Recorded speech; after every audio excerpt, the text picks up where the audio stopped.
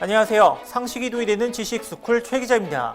인공지능 시대를 위한 최고의 반도체 회사가 되겠다는 비전을 선언한 후 전력 질주하고 있는 회사가 있습니다. 바로 엔비디아인데요. 젠슨 황 엔비디아 CEO는 새로운 컴퓨팅 발전에 올인할 것이라며 선언했고, 이 엔비디아의 올인은 실제 행동으로 볼 수 있었습니다.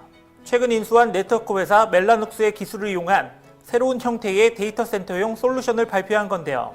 블루필드2라고 하는 이 제품은 데이터 센터에 특화된 반도체 유닛입니다.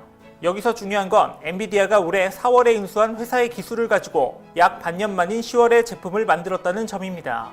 그리고 아직 인수가 완료되지 않은 ARM과도 협업을 활발히 진행하며 새로운 칩과 소프트웨어 플랫폼을 만들고 있습니다. 엔비디아는 지난달 일본 소프트뱅크로부터 세계 최대 반도체 설계 기업인 ARM을 400억 달러, 우리 돈 약 46조 3천억 원에 인수하기로 합의했었습니다. ARM은 반도체를 생산하지는 않지만 반도체 설계의 기본이 되는 명령어 집합체를 판매하죠. ARM의 설계도는 애플, 삼성전자, 화웨이를 포함한 전 세계 스마트폰의 90% 이상이 활용하고 있습니다. 그런데 이렇게 질주하는 엔비디아가 높은 벽을 마주했습니다. 엔비디아의 ARM 인수를 두고 영국과 중국 등 규제 당국이 불허를 할 수 있다는 건데요. 또 여기에 미국 대통령 선거가 인수 과정의 가장 큰 변수로 떠오르고 있다는 얘기까지 나오고 있습니다. 겉으로 보기엔 기업이 기업을 인수하는 것일 뿐인데 어째서 이런 변수들이 나타나고 있는지 그 속사정을 한번 알아볼까요? 영상 시작 전 좋아요와 구독 부탁드립니다.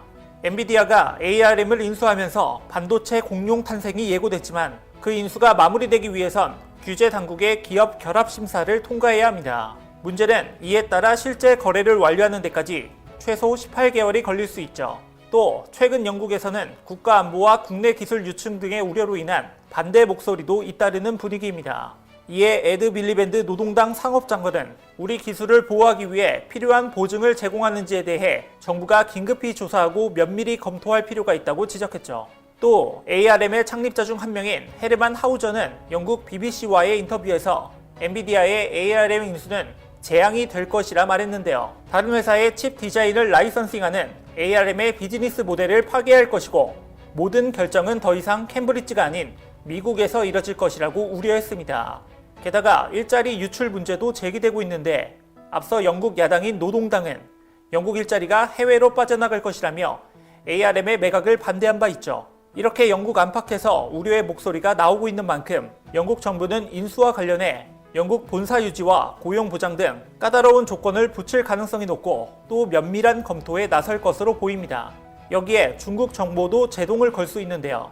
당시 리광란 중국 공장원 원사는 한 포럼에서 이 인수건에 대해 틀림없이 우리에게 아주 불리한 일, 그러므로 상무부가 임수합병을 불허할 수 있다고 본다라고 말했죠. 특히 미중 갈등이 심화되는 상황에 중국이 승인을 허락해줄 가능성이 매우 희박하다는 시각도 있습니다. ARM이 엔비디아에 넘어갈 경우 트럼프 행정부의 새로운 압박 수단이 될 수 있어서입니다. 때문에 미국 대통령 선거가 이와 관련해 가장 큰 변수로 떠오르고 있죠.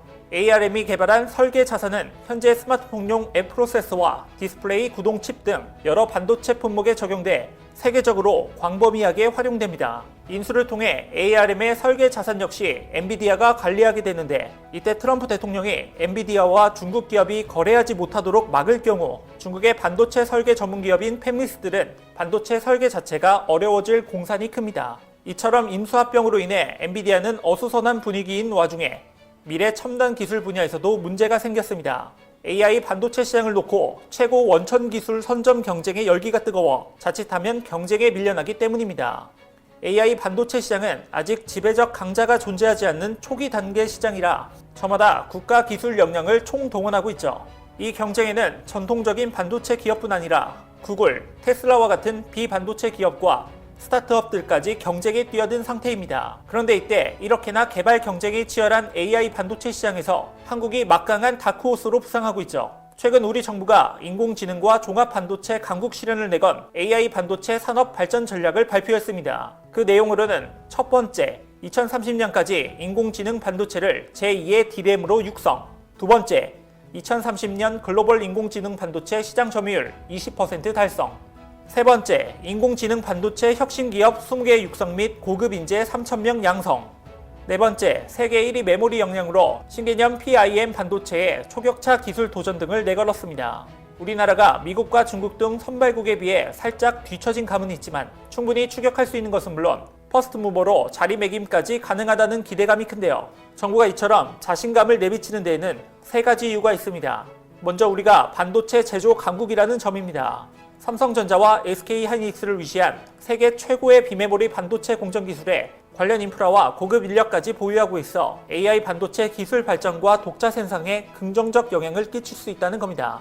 특히 세계 시장의 70%를 장악한 메모리 반도체 역량의 경우 정부가 이날 발표한 신개념 PIM 반도체로 초격차 기술에 도전하는데 상당한 이점이 될 수 있죠. 글로벌 반도체 기업 간 경쟁이 치열한 NPU 외에 우리가 선점을 노리는 PIM은 프로세서와 메모리를 결합한 새로운 형태의 AI 칩입니다.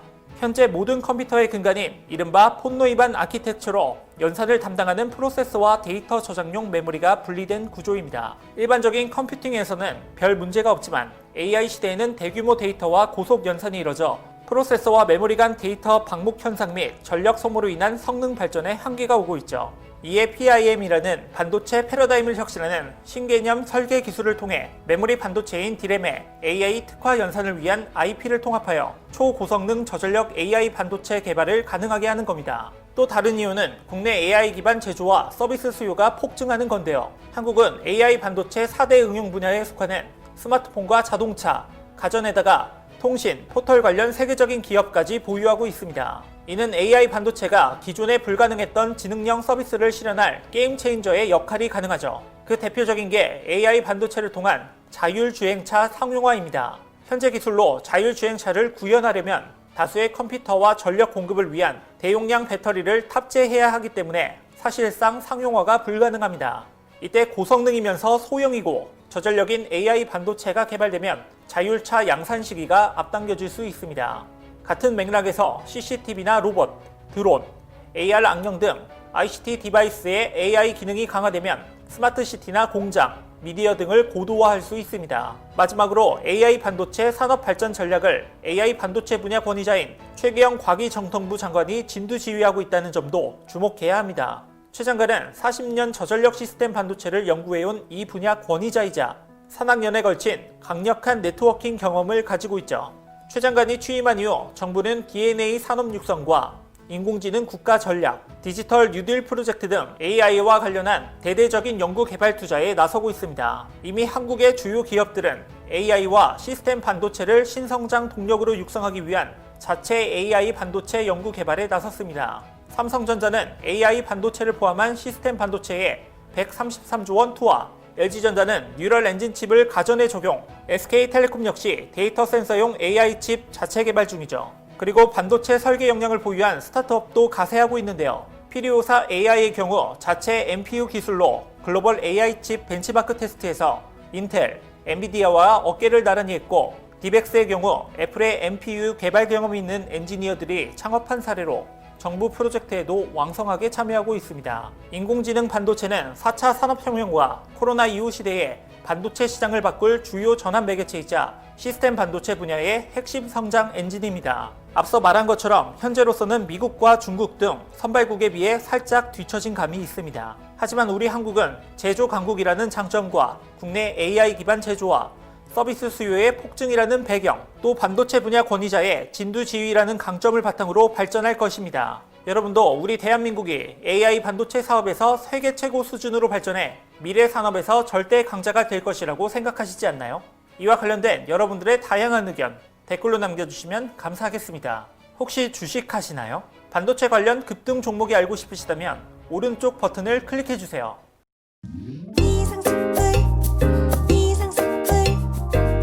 주식을 모르면 이상스쿨. 주식 모르니 이상스쿨.